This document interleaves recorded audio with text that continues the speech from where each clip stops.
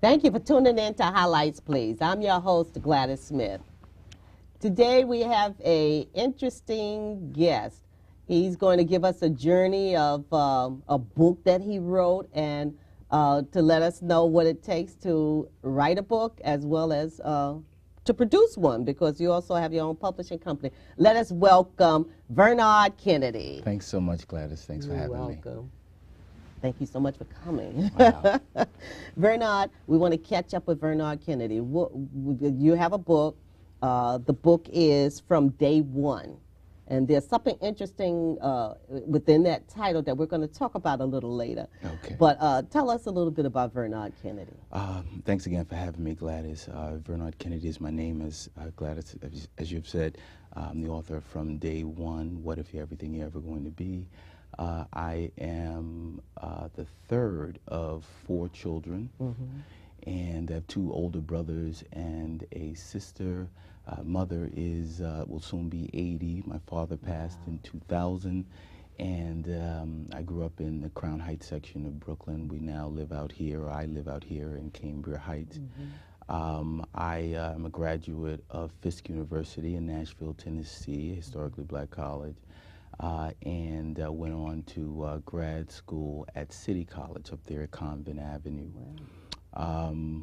World traveler, perhaps is a one continent that I have not yet visited. School teacher for 14 and a half years. Wow. And I gave it up. I guess we'll talk more about that. I gave it up to go and follow my dream. Okay. All right. What are some of the schools that you worked in?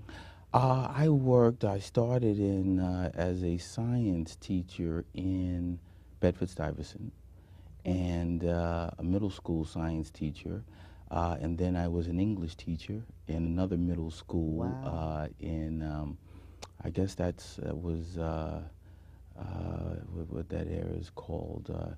It wasn't Bushwick, the name escapes. But it was also in Brooklyn? It was also in Brooklyn. Okay. And I ended up being a phys ed teacher for several years, Interesting. believe it or not, for actually 10 years on the Lower East Side of Manhattan. Wow. And what was your major in Fisk? Well, Fisk was English Lit. Okay. Yeah, and that's how I really became interested in writing. All right. Interesting. Yeah. Okay. So, you produced your own book. Tell me, what does it, because you also talked about you stopped working for a period of time, right, and you devoted your time to writing the book, and how it, the encouragement that you needed and to prep for your book. So tell us a little bit about that. Well, it's actually a journey. I gave up after 14 and a half years of teaching. People said, "You're crazy. What about your pension?"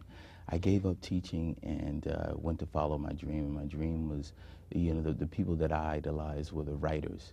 Okay. And, I didn't learn that till like my sophomore year of college. But I went to go and to work on the craft of writing. So after 14 and a half years of teaching, I chose a country where my money would go far, it would give me the kind of lifestyle that I was used to here, because I had limited resources. And there I wrote every morning for several hours and read short stories and literature in the evening for 2 years straight on my own, apart from my family. You said you read short stories? I read short stories. Wow. Right, best American short stories, longer pieces, poetry, whatever I could do to get inspired and to figure out this craft, to bring my writing up to a place where I could be publishable. Okay. Yeah. All right. And this is your first? Is this your first? This is my first work, yeah. Right. It's a collection I of read 6 it, and short I'm just, so excited about it. Very interesting stories there. Wow, thank you, Gladys. Thank you. And it's like I want more. Yeah, well, I have heard that, right. I guess it's better for them to want more than less. That's right, that's right. Excellent. So what we're going to do is there is a piece there that I like in particular, and Wow. you're going to read that. I'd love to, Gladys. I'd Okay, love to all right, read. okay, Okay, so and later we'll talk about the journey of actually writing the book and becoming a publisher in the process. okay. Because I'm finding that in some instances, some of the people that are writing are beginning to learn how to publish their own books, and they're taking that upon themselves and end up publishing other people too. So Absolutely. that's great. That's Okay. Okay, all right, ready. All right. Well, without any further ado, he's going to read a part from his book. This is what comes natural. Okay. Calvin Cumberland swaggered up the brick steps to Maureen's apartment with the positive test results from the lab in one pocket of his yellow slacks, a hairbrush pressed against his thigh in the other. He watched Stephen talking to a friend on the sidewalk below. The bright sunshine glistened on the brown skin of the young man, an honor student, Calvin's pride and joy. He tugged at the lapels of his plum jacket, patted his S-curl, checked his alligator shoes, and knocked on the screen door. "Come in," Maureen yelled in her Jamaican accent. The small area apartment was dim and cool. Maureen sat on the couch against the wall with Pee-wee, her 3-year-old, beside her. Frustration lingered on her face. She tugged at the dreadlocks that were tied at the back of her head. Her plump breast jiggled in the skimpy halter top. "This is a pleasant surprise," she said. By that, Calvin knew she meant that in all the 20-plus years he had visited her at her places of residence, rarely had he ever returned to her within 2 days unannounced and before midnight. "I want to talk to you," Calvin said excitedly. Maureen paused, her face expressionless. She regarded Calvin suspiciously. He had also come a month ago, but she'd been afraid and refused him, thinking of the possibility of Stephen being his and not John's, the man who would help raise him. But assuming it was impossible for Calvin to know that he was the father, she exhaled and let her shoulders fall. Pow! Pee-wee, who had been sitting curiously staring at Calvin, hauled off and punched his mother in the chest. Maureen looked at Calvin with embarrassment as she hugged the boy to her. He shrieked and screamed on his knees, "Let me go, let me go, B." "I'm going to tell your father," Maureen warned. "Butch is coming tomorrow." "I don't care, B." Calvin watched the little monster wrestle himself free and run to the back room. He felt sorry that Maureen had to deal with Butch's kid. "Maureen, I know we talked about this," Calvin said in his sweetest, most charming manner. "Calvin," she shook her head and waved a dismissive hand. "It's too late. That boy outside's grown up now. I ain't gonna mess up his head. He thinks John's his father. Besides, you know what John would do to me. The only reason I told you that you might be his father in the first place was in case he got sick and needed a blood transfusion or something. It's too late for a paternity. What's this?" She reached up and accepted the paper he'd taken from his back pocket. While Maureen read, Calvin looked out the bay window next to the front door. "It don't matter what she thinks or what happens to her. I got a right to know. It ain't my fault she got herself in this mess," he thought. He absolved himself. Calvin could barely contain his excitement. Last week he had been depressed about Howard's irresponsibility, including disavowing this young man 6 years ago when Maureen suggested that Stephen might be his, yielded nothing. Today, not only was Calvin Cumberland green-eyed and pretty, he was also brilliant. He had produced this genius, accepted by Harvard, the nuclear science program. How had Calvin Cumberland become so fortunate? 132 hair samples, same DNA, positive match with type O blood, Maureen read aloud. She looked up at Calvin. He watched the range of emotion on her face.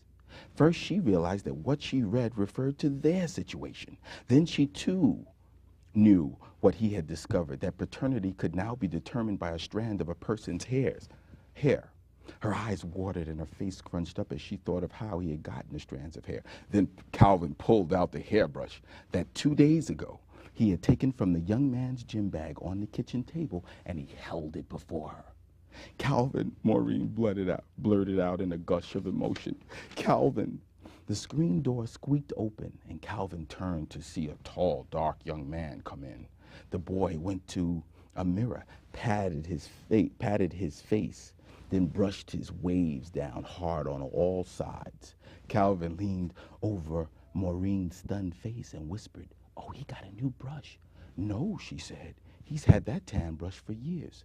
Just then, Pee-wee stormed out from the back room. "Brush, brush," he yelled, knocking things over. "Where's my brush?"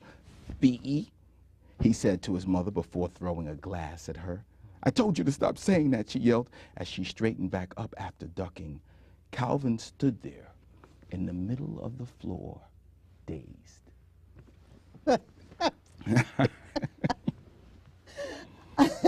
That story was it was like I had to read it again because you got to get I had to get acclimated to who the names and to follow. Wow. And it was an interesting story, very interesting. It was like at the end he's the father of this 3-year-old or this he's character. he's a real character at such a young age. Absolutely. Hopefully he'll stick around to raise that one because he needs a lot of help. He ran away before. And he came back at a time where it's an opportunity to be proud of a son that this woman had worked so hard to raise along with somebody else, right? But pride always occurs before a fall. Okay, and it was his pride. He was just proud to be, wow. That's interesting. Wow. I hate to ask where you got that inspiration, but you said you read so many different books. Yes. And yes. You went to a lot of different places. Yeah, countries and stuff like that. So it helps tweak the imagination. Oh, but does it? And meeting characters, absolutely. Okay, so what inspired you to write that? Because I know in this book you have how many? 6 short stories, short stories. Okay. All around this central theme, which I know you'll get to. Okay. All right. And with this book, you said you still teach. I still, yes, I teach it, get around to the high schools around the city. Okay. Yes, work and with the high you've schools. used it in one of your Yes, classes? I've used it in class. I've got wonderful responses. The students find it entertaining and thought-provoking. Okay. And so we use it to facilitate their critical thinking. Not giving them answers, just asking them questions. All right, and it's a matter of discussion, and I can imagine that this particular one, the hairbrush, probably set off a lot of discussion. Oh, absolutely. Okay, Absolutely. give them some food for thought. Absolutely, Okay. absolutely. As do I've heard all of the pieces. Mm-hmm. That's interesting because at a time where, they had this show on TV, I can't think of the name of the show. Mm-hmm. I know what it is, but probably nervousness now. Mm-hmm. I can't even remember, but it's a show where they claim that it's supposed to help parents talk about the problems with their children. So it's a lot of different stuff that look pretty much like pornography to me, and teen activity going on, and for some reason a book would encourage you more to be able to talk to your children. Not only does it encourage them to read and to help with their thought process as opposed to looking at TV and seeing all kind of